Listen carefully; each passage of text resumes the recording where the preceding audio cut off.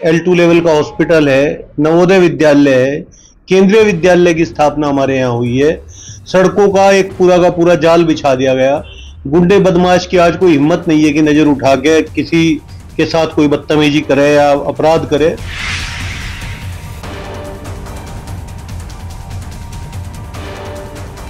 जैसा कि रेलवे का दोहरीकरण यहाँ पे बहुत ज़रूरी है और लंबी दूरी की ट्रेन जैसे नखलाऊ या कटरा जम्मू कश्मीर इधर के लिए ट्रेन जरूर लंबी दूरी की होनी चाहिए।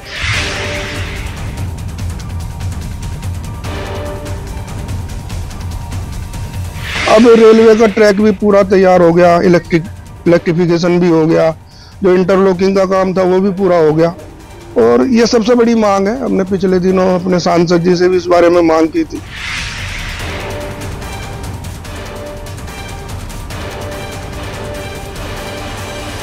जो वोट करेगा, पब्लिक वोट करेगी, हम हैं तो विकास के साथ में है।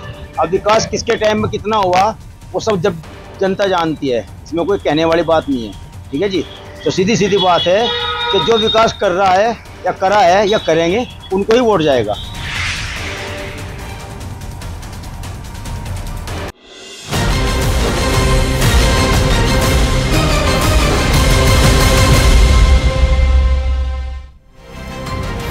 नमस्कार, आप देख रहे हैं न्यूज 18। मैं हूं आपके साथ मेनका चौधरी। गेम्स ऑफ गद्दी में आज की सीट है कैराना लोकसभा सीट। शामली जिले वाली कैराना लोकसभा सीट पर बरसों से चौधरी हुकुम सिंह मुनव्वर हसन परिवार की अदावत रही है। इस बार भी कुछ यही कहानी दोहराई जाती दिख रही है, लेकिन उससे पहले आपको बताते हैं यहां कितनी विधानसभा सीट है और उनकी तस्वीरें क्या है, हालात क्या है। कैराना लोकसभा सीट पर कुल 5 विधानसभा सीट हैं। सहारनपुर जिले की गंगोह और नकुड़ विधानसभा, कैराना, शामली और थाना भवन विधानसभा सीट, ये कुल 5 विधानसभा सीटें हैं। सबसे पहले जानते हैं इस सीट की मौजूदा स्थिति क्या है, यानी कि यहां से कौन सांसद है। बीजेपी ने सांसद प्रदीप चौधरी पर एक बार फिर से दांव खेला है। जी हां, प्रदीप चौधरी एक बार फिर से इन्हीं पर भरोसा जताया है, यानी 2019 में जीते प्रदीप चौधरी एक बार फिर बीजेपी के टिकट पर यहां पर मैदान में डटे हुए आपको नजर आएंगे। और अब बात कर लेते हैं 2024 में इस सीट से कौन आमने सामने है, यानी कि बीजेपी के सांसद के सामने कौन है। कौन कौन से सियासी दलों के बीच कांटे की टक्कर है आपके सामने टीवी स्क्रीन पर आप देख सकते हैं। प्रदीप चौधरी वर्सेस इकरा हसन। कैराना लोकसभा सीट बीजेपी के लिहाज से बहुत अहम है, क्योंकि 2014 और फिर 2019 दोनों ही चुनावों में पार्टी ने यह सीट अपने नाम की। हालांकि उपचुनाव की बात करें तो इस दौरान इस सीट पर तबस्सुम हसन की जीत हुई थी।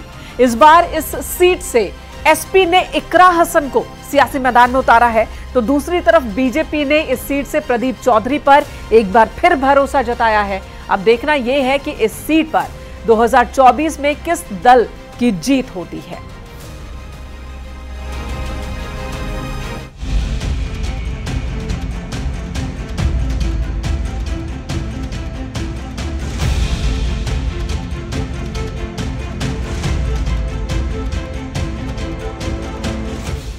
शामली जिले की कैराना लोकसभा चुनाव 2024 को लेकर बीजेपी और समाजवादी पार्टी में कांटे की टक्कर है।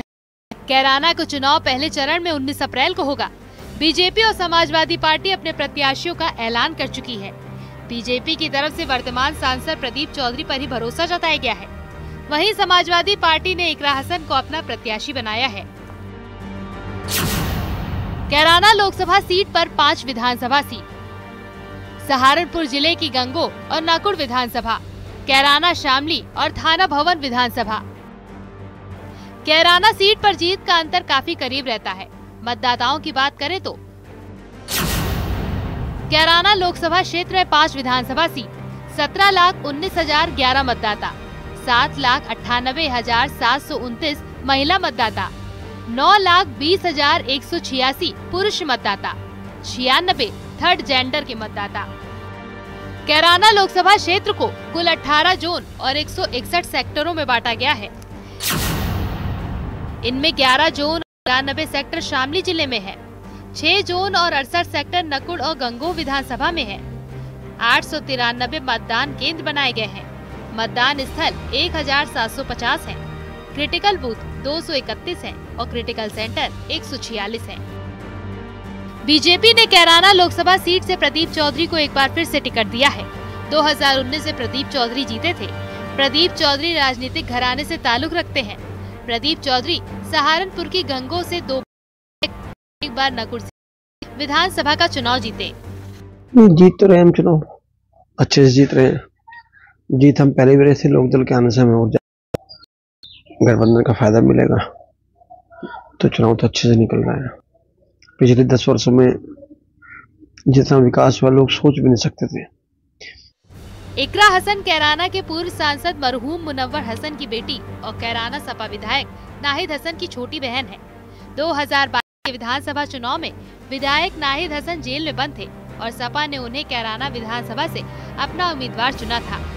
इकरा हसन उसी दौरान चुनावी मैदान में उतरी और धुआंधार चुनाव प्रचार कर जेल में बैठे अपने भाई नाहिद हसन को अपने दम पर बड़ी जीत दिलाई। उसी के चलते सपा हाईकमान ने उन पर भरोसा जताया और कैराना लोकसभा सीट से प्रत्याशी चुना गया। बहुत सौभाग्यशाली हूँ और मैं अपने माननीय अध्यक्ष जी का तहे दिल से शुक्रिया अदा करना चाहती हूँ कि उन्होंने मुझ पर इतना यकीन जताया कि मैं काफ़ी छोटी भी हूँ और इतनी बड़ी जिम्मेदारी का टिकट दिया है। इसको पूरा हमारा परिवार, मेरा कैराना का परिवार निभाने की कोशिश करेगा। कैराना लोकसभा क्षेत्र का इतिहास पुराना है। किंवदंतियों के मुताबिक कैराना की स्थापना महाभारत काल में अंगराज कर्ण ने की थी। माना जाता है कि महाभारत काल में इस नगर का नाम कर्णपुरी था। ये इलाका साल 2015 के बाद कैराना पलायन के मुद्दे के बाद सुर्खियों में आया, जिसे चुनाव में मुद्दा बनाया और देश प्रदेश में पूर्ण बहुमत के साथ सरकार बनाई। इस इलाके में गुज्जर समाज का काफी प्रभाव है। कैराना लोकसभा क्षेत्र पे एक लंबे समय से गुज्जर राजनीति प्रभावी रही है। अगर कहें तो हरपाल पंवार के बाद ये 96 में वो आखिरी बार जीते थे। उसके बाद से पिछले करीब 22 साल से इस राजनीति पे जो है गुज्जर, चाहे मुस्लिम हो या हिंदू हो, उन्हीं का प्रभाव रहा है। 84 में यहाँ से अख्तर हसन पहली बार लोकसभा चुनाव जीते थे और उसके बाद उनके परिवार से मुनव्वर हसन, तबस्सुम हसन सांसद रही और अब की बार उनकी पुत्री मुनव्वर हसन की इकरा चुनाव लड़ रही है और ये कहो तो उनके परिवार चौथी सदस्य है जो लोकसभा चुनाव लड़ रही है। कैराना यूपी के प्रमुख लोकसभा निर्वाचन क्षेत्र में अहम स्थान रखता है। कैराना मुजफ्फरनगर से करीब 50 किलोमीटर पश्चिम में हरियाणा से सटा यमुना नदी के पास बसा है। यहाँ मुस्लिम बहुमत ज्यादा है, इसीलिए यहाँ का वोटिंग परसेंटेज काफी अहमियत रखता है। यहाँ का चुनाव मुख्य रूप से निर्भर है मतदान के प्रतिशत पर। इकरा हसन को जो है, क्योंकि उनका परिवार राजनीतिक है, उनके दादा भी जो है सांसद रह चुके हैं, पिता भी, माँ भी, भाई विधायक हैं।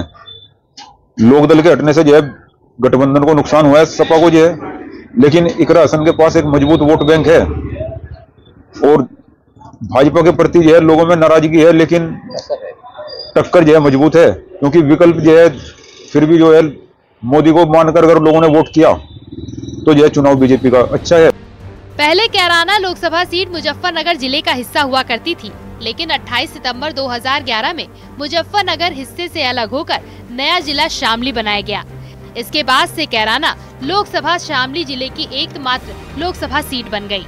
स्थानीय लोगों का मानना है कि इस बार मुकाबला काफी टक्कर का रहेगा, लेकिन आरएलडी के एनडीए में जाने से बीजेपी की तरफ झुकाव ज्यादा नजर आ रहा है। तो 7 राष्ट्रीय राजमार्ग हैं, L2 लेवल का हॉस्पिटल है, नवोदय विद्यालय है, केंद्रीय विद्यालय की स्थापना हमारे यहाँ हुई है। सड़कों का एक पूरा का पूरा जाल बिछा दिया गया। गुंडे बदमाश की आज कोई हिम्मत नहीं है कि नजर उठा के किसी के साथ कोई बदतमीजी करे या अपराध करे। तो मुख्यमंत्री जी की लोकप्रियता है, प्रत्याशी का खुद का वजूद है, क्योंकि वो पूर्व में 3 बार स्वयं विधायक रह चुके हैं। तो ऐसा कोई कारण नहीं है कि प्रदीप चौधरी बड़ी वोट के साथ न जीते। 1991 के बाद जितने भी चुनाव हुए, उनमें से 2014 के चुनाव को छोड़कर बाकी सभी चुनाव में बीजेपी मुकाबले में ही रही। 1991 और 1996 में बीजेपी प्रत्याशी उदयवीर सिंह दूसरे नंबर पर रहे। 1998 में बीजेपी प्रत्याशी वीरेंद्र वर्मा ने जीत दर्ज की थी। इसके बाद 1999 में बीजेपी प्रत्याशी निरंजन सिंह और 2009 में हुकुम सिंह दूसरे नंबर पर थे। 2014 के चुनाव में बीजेपी प्रत्याशी हुकुम सिंह कैराना सीट से सांसद चुने गए।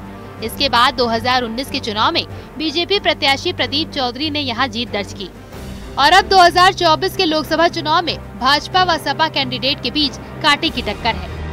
Bureau report, news 18।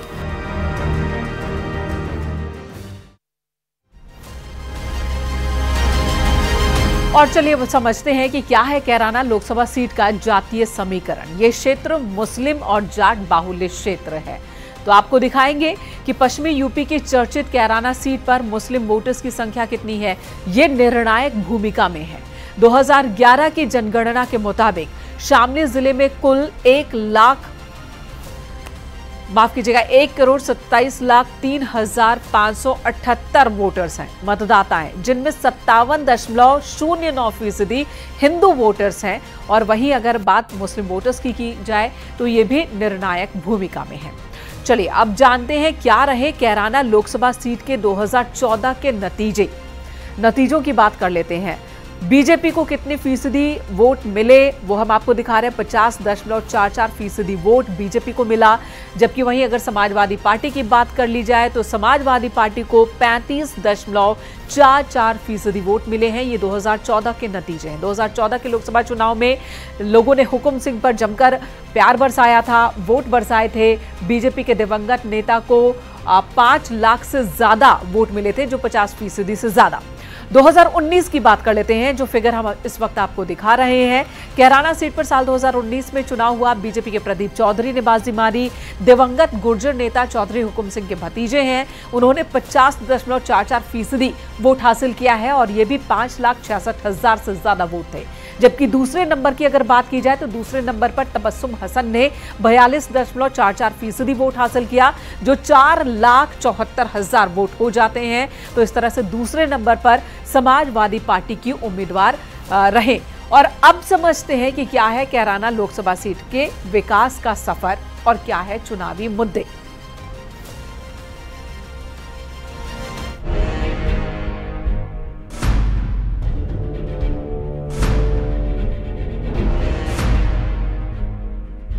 Kairana Lok Sabha seat से बीजेपी और समाजवादी पार्टी अपने प्रत्याशी घोषित कर चुकी है। दोनों ही पार्टियों के बीच कांटे की टक्कर है। बीजेपी ने जहां अपने सांसद प्रदीप चौधरी पर एक बार फिर से भरोसा जताया है, वहीं समाजवादी पार्टी ने इकरा हसन को टिकट दिया है, जो पूर्व सांसद मुनव्वर हसन की बेटी और एसपी विधायक नाहिद हसन की छोटी बहन है। कैराना लोकसभा सीट पर कई सियासी मुद्दे पर है, जिन पर इस बार जनता अपना वोट देगी। रेलवे का दोहरीकरण यहाँ पे बहुत जरूरी है और लंबी दूरी की ट्रेन जैसे नखलाऊ या कटरा जम्मू कश्मीर इधर के लिए ट्रेन जरूर लंबी दूरी की होनी चाहिए। तीसरा यहाँ पे है गन्ना भुगतान, जिसकी काफी वादे करती है सरकार लेकिन समय पर पूरा नहीं कर पाती। और चौथा है हाई कोर्ट बेंच की मांग। हमें हाई कोर्ट अपना केस दायर करने के लिए, कुछ भी करने के लिए इलाहाबाद या वहाँ पे जाना पड़ता है।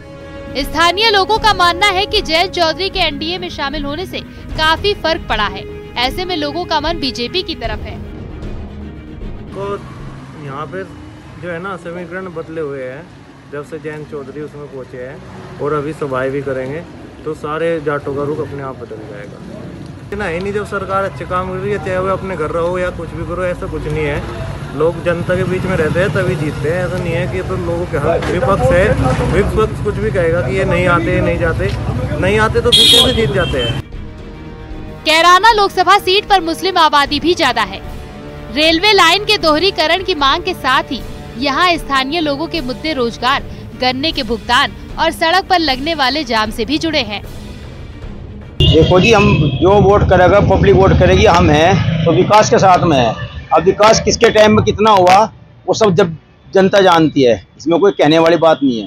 ठीक है जी, तो सीधी सीधी बात है कि जो विकास कर रहा है या करा है या करेंगे उनको ही वोट जाएगा। तो प्रदीप चौधरी ठीक कैंडिडेट है, क्या दिक्कत है? अब तक जो कार्यकाल रहा उसका कोई खराब तो रहा नहीं, जो काम करा है, जो उसका काम करने का उसने किया है। कैराना में पलायन बड़ा मुद्दा रहा है। 2022 के विधानसभा में भी बीजेपी ने इस मुद्दे को काफी जोर शोर से उठाया था। हालांकि अभी लोगों की मांग गन्ने के पिछले भुगतान को लेकर ज्यादा है। अगर हम कैराना लोकसभा सीट पर बुनियादी मुद्दों की बात करें तो मतदाताओं के अनुसार क्षेत्र में दोहरी रेलवे लाइन की मांग व गन्ना भुगतान की मांग बेहद महत्वपूर्ण है। इसके अलावा अधिवक्ताओं ने हाईकोर्ट बेंच की मांग को लेकर भी इस बार चुनाव में मतदान करने का आह्वान किया है। इसके अलावा कई अन्य समस्याएं कैराना लोकसभा क्षेत्र से जुड़ी हुई हैं। मतदाताओं का कहना है कि इन्हीं मांगों को लेकर और इन्हीं विकास कार्यों को लेकर इस बार वह नई सरकार चुनने जा रहे हैं। कैराना लोकसभा सीट पर अगर बुनियादी मुद्दे की बात करें तो लोग यहां अंतर्राष्ट्रीय स्टेडियम भी चाहते हैं। साथ ही वेस्ट यूपी में हाई कोर्ट बेंच की भी मांग कर रहे हैं। दिल्ली सहारनपुर रेलवे लाइन का दोहरीकरण, वेस्ट यूपी में हाई कोर्ट बेंच की मांग, किसानों का गन्ना भुगतान, युवाओं को रोजगार, अंतर्राष्ट्रीय स्टेडियम की मांग, शामली में जाम की समस्या से निजात। इसके अलावा भी कई समस्याएं हैं जिसे लेकर मतदाता अपने सांसद को चुनेंगे। वही जानकारों का मानना है कि पिछली बार की तरह इस बार भी मोदी के नाम पर वोट पड़ेंगे। रही सांसद जी प्रदीप चौधरी, 5 साल का कार्यकाल हो गया, लेकिन पब्लिक में इतनी पहचान नहीं बना पाए। वो मोदी जी से जैसा मोदी जी के नाम पे ही वोट मांगते हैं, पहले भी और अब भी मोदी जी के नाम से, लेकिन लोगों की मांगे है आज तक वो पूरी नहीं हो पाई। जैसा यहाँ से सीधी एक ट्रेन की मांग की गई है, एक तो दोहरीकरण की मांग की गई है ट्रेन की, वो आज तक नहीं हुई। दूसरी है वैष्णो देवी, यहाँ से ट्रेन की मांग की गई है, यहीं से लखनऊ और प्रयागराज के लिए ट्रेन की 5 साल से मांग चल रही है। चौधरी साहब अलायंस में यहाँ का किसान युवा सब राष्ट्रीय लोकदल का वोटर सारा गठबंधन पर जाएगा, बीजेपी को वोट देगा, एनडीए को। अभी नहीं सब कोई कुछ कहे, कोई कुछ कहे, काम ठीक कर रहा, बढ़िया आदमी है प्रदीप चौधरी। पहले भी राष्ट्रीय लोकदल से विधायक रहा, सबसे पहला बढ़िया आदमी है, पैसा नहीं देगा कमावे, क्षेत्र बहुत बड़ा हो गया, विकास कार्य हो रहे आज खूब हो रहे। ऐसा जयंत चौधरी आए, सबकी उम्मीद बनी है कोई बड़ा काम करेंगे। में कैराना लोकसभा सीट के अंतर्गत 5 विधानसभा सीटें हैं, जो कि कैराना, शामली, थाना भवन, गंगो और नाकुड़ है। फिलहाल इन 5 में से 2 सीटों पर आरएलडी, 2 पर बीजेपी और 1 पर एसपी के विधायक हैं। यहाँ जाट, गुज्जर, मुस्लिम, दलित वोटर्स अहम भूमिका अदा करते हैं। समाजवादी पार्टी को यादव व मुस्लिम वोटर्स का साथ हमेशा मिलता है।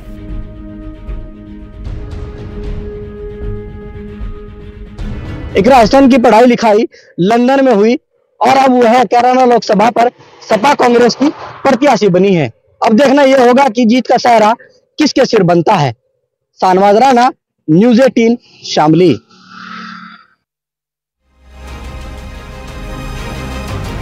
बात मुद्दों की जाए तो कैराना में पलायन बड़ा मुद्दा है। 2022 के विधानसभा में भी बीजेपी ने इस मुद्दे पर काफी जोर शोर से इस मुद्दे को उठाया।